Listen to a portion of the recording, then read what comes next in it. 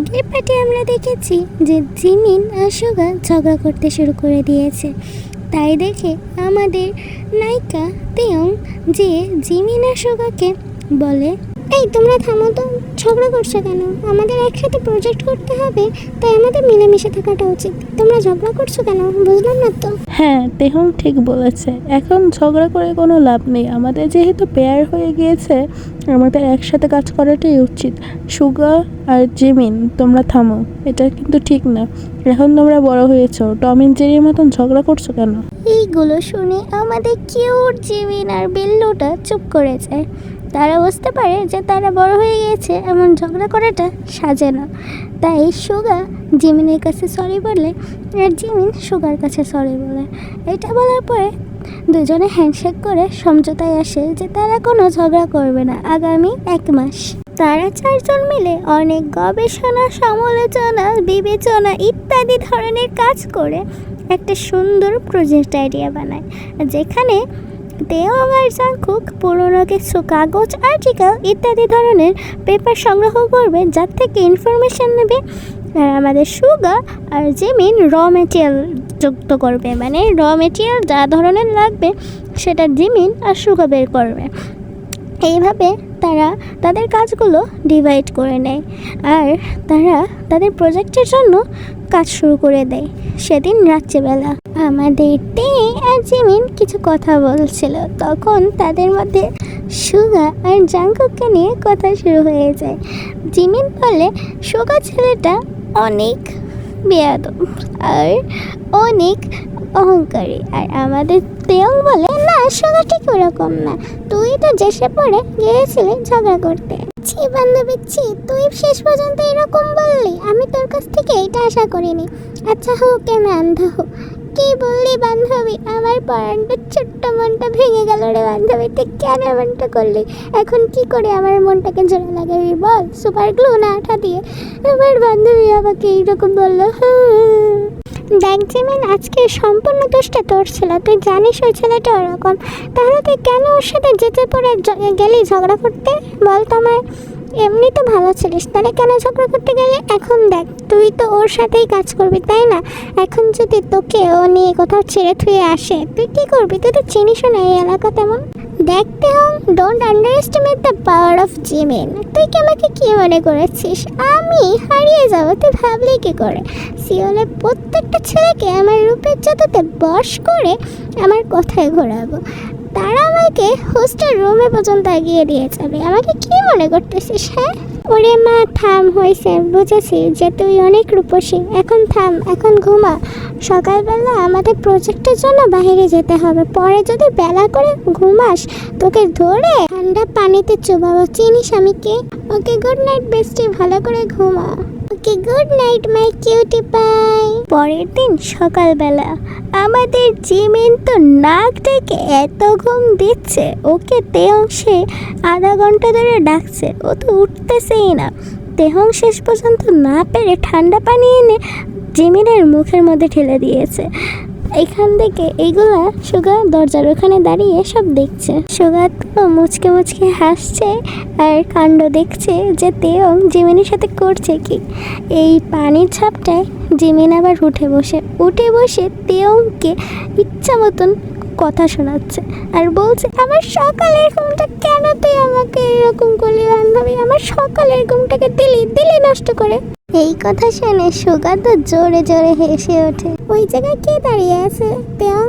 সুগা দাঁড়িয়ে আছে তোর জন্য সে আধা ঘন্টা ধরে। ওই ছেলেটা কখন থেকে তোর জন্য যে দাঁড়িয়ে আছে কোনো ঠিকায় নাই নেই, তুই তো সে ঘোড়া বেঁচে দিয়ে ঘুম দিচ্ছিস। যা রেডি হয়ে নে, ও তোর জন্য দাঁড়িয়ে আছে। তোরা দুজন না যাবে র মেটেরিয়াল আনতে? ওকে দাঁড়া, আমি এক্ষুনি যাচ্ছি, সুগাকে একটু ওয়েট করতে বল। এইটা বলে আমাদের কিউট জিমিন দৌড় দিয়ে চলে যায় রেডি হওয়ার জন্য। এই মুহূর্তে আবার আমাদের জাংকুক চলে আসে তেয়ংকে নেওয়ার জন্য। তারা যাবে লাইব্রেরিতে। তেয়ং আর জাংকুক চলে যায় লাইব্রেরিতে। সুগা ওইখানে একা ছিল, আর কেউ ছিল না। তখনই জিমিন বাথরুম থেকে তেয়ংকে ডাকতে থাকে। তেয়ং যেহেতু নেই, সুগা যেয়ে দাঁড়ায় দরজার সামনে। জিমিন বলতে থাকে, এই তেয়ং আমার টাওয়ালটা দে তো, আমি টাওয়াল নিতে ভুলে গিয়েছি, তাড়াতাড়ি দে। এইটা বলে তো আমাদের জিমিন চিল্লাপাল্লা শুরু করে দেয় টাওয়ালের জন্য। আমাদের বিল্লু কোনো উপায় না পেয়ে সে টাওয়ালটা দিতে চায়। জিমিন টাওয়ালটা নিয়েও জিমিন শুধু টাওয়ালে বেরিয়ে আসে। সে তো আর জানে না যে সুগা এখানে একা, আর কেউ নেই।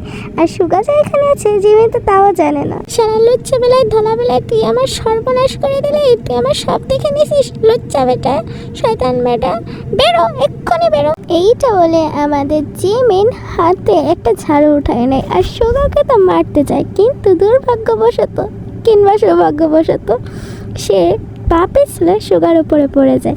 তারা দুজনে পড়ে খাটের উপরে। খাটে পড়ার সাথে সাথে জিমিনের টাওয়ালটা খুলে যায়। তুমি বুঝতে পারতেছ কি হচ্ছে এখানে? আর সুগা প্রথমে তো হা করে তাকিয়ে থাকে, তারপরে সুগা চোখ বন্ধ করে নেয়।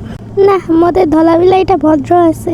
আমাদের জিমিন তো লজ্জা পেয়ে টমেটোর মতন হয়ে গিয়েছে। সে তাড়াতাড়ি উঠে চলে যায় বাথরুমে। দৌড় তো দে আর ওইখানে নেই। তারপরে সুগাকে ডেকে বলে তার ড্রেসটা দেওয়ার জন্য, আর সুগাও ভদ্রলোকের মতন তাকে তার ড্রেসটা দেয়। জিমিন তো লজ্জায় বাথরুম থেকে বেরই হচ্ছিল না। সুগা ওকে অনেক কিছু বুঝিয়ে সুঝিয়ে তারপরে ওকে বের করে বাথরুম থেকে। পরে দুজনে মিলে চলে যায় র মেটেরিয়াল আনতে। ইস জিমিনা, তোমার ইজ্জত শেষ জিমিনা, ইজ্জত শেষ।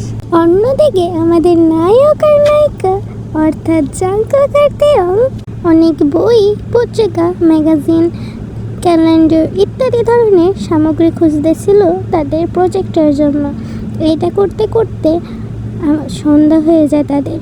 আমাদের লাইব্রেরি অর্থাৎ জাঙ্কুকদের লাইব্রেরিটা বন্ধ হয়ে যায় বিকাল 4:30টায়। কিন্তু ওদের তো টাইমে খেয়ালই নেই। আমাদের লাইব্রেরি অর্থাৎ ওদের লাইব্রেরিটা তো বন্ধ হয়ে গিয়েছে। আমাদের নায়ক আর নায়িকা তো একা ওইখানে আটকে গেছে। যেহেতু শীতকালে কোরিয়াতে অনেক বেশি ঠান্ডা পড়ে, সেদিন আবার বরফও পড়ছিল। তেয়ংয়ের কাছে গরম কিছু ছিল না। আমাদের নায়ক জাঙ্কুক এটা দেখে তার একটু কষ্ট লাগে। আর জাঙ্কুক তো মনে মনে তেয়ংকে পছন্দ করে, সেটা আবার নিজের কাছে নিজে স্বীকার করে না, সেটা কথা আলাদা। সে তার পরনে থাকা জ্যাকেটটা খুলে তেয়ংকে দিতে চায়, কিন্তু তেয়ং বলে, জাঙ্কুক তুমি আমাকে তোমার জ্যাকেট দিও না, এখানে অনেক ঠান্ডা, তোমারও তো ঠান্ডা লাগবে তাই না? পরে তোমার কোল্ড লেগে গেলে আমাদের প্রজেক্টটা কমপ্লিট হবে না। আর আমি না থাকলে তো তুমি তাও কমপ্লিট করতে পারবে, কিন্তু তুমি না থাকলে অনেক কাজই হবে না। প্লিজ তুমি আমাকে কোড দিও না। দেখোতে আমি কোনো ধরনের দয়া বা মায়া দেখাচ্ছি না, আর কোল্ড আমার লাগবে না, এমন কোনো কিছু হয়নি যে আমার কোল্ড লাগবে। আমি যথেষ্ট স্ট্রং আছি, কিন্তু তোমাকে দেখলে মনে হবে একটা বাতাসে ফু দিলে তুমি উড়ে যাবা। এই তুমি কি বললে আমি বাতাসে উড়ে যাবো? এ কোন ধরনের কথা? হ্যাঁ, আমিও যথেষ্ট স্ট্রং আছি, তোমার থেকে বেশি স্ট্রং আছি আমি। হ্যাঁ, আমি তো সেটা দেখতেই পাচ্ছি কেমন স্ট্রং। এই তোমার এত বড় সাহস, তুমি আমাকে অপমান করছো? অপমান কই করলাম? যেটা সত্যি সেটাই তো বললাম। দুইজনেতে তুমুল ঝগড়া বাঁধিয়ে দিয়েছে। এই দিকের থেকে আমি পপকর্ন নিয়ে বসে বসে পপকর্ন খাচ্ছি আর ওদের ঝগড়া দেখতেছি। দাঁড়াও, তোমার সাথে আমি আর ঝগড়া করতে পারতেছি না। আচ্ছা, আমরা দুজনে এই কোডটা শেয়ার করি, তাহলে তো হয়। তেও একটু লজ্জা পায়, কিন্তু রাজি হয়ে যায়, কারণ অনেক ঠান্ডা ছিল, এতক্ষণ তো ঝগড়া করতেছিল তাই টের পাইনি। তেয়ং যে জাঙ্কুকের জ্যাকেটের ভিতরে ঢোকে আর জাঙ্কুক ওকে জড়িয়ে ধরে ঘুম পড়ে যায়। জাঙ্কুকের তো মনের মধ্যে ফিলিংস জমে গিয়েছে অনেক আগে থেকে, কিন্তু অত স্বীকার করে না। আজকে তো ওর হার্ট দুক করতেছে। তেয়ং এটা দেখে জিজ্ঞেস করে, জাঙ্কুক তোমার কি কোনো প্রবলেম হচ্ছে নাকি? তোমার হার্ট এত জোরে জোরে দুক করছে কেন? কি হয়েছে? কি দিনকাল এলো রে, যার জন্য মন দুক করতেছে সেই জিজ্ঞেস করে তোমার হার্ট দুক করছে কেন। তোমার কি কোথাও প্রবলেম হচ্ছে? তোমার কি কোনো সমস্যা হচ্ছে? আমি কি উঠে যাব? না না, বসো, কোনো সমস্যা হচ্ছে না, বসো তুমি। আমার একটু শীত করছিল, এটা ছাড়া আর কিছুই না। তুমি বসো, তুমি রিল্যাক্সে থাকো। আরে তেয়ং, তুমি বোঝো না কেন? জাঙ্কুকের মনে সমস্যা আছে, মনে। তুমি ওর মনের ওষুধ দাও। জাঙ্কুক আর তেয়ং সারা রাত ওইখানে ছিল, অনেক কষ্ট হয় তাদের। পরের দিন ভোরবেলা দারোয়ান এসে ওই খুলে দেখে কি তেয়ং আর জাঙ্কুক ওখানে আটকানো।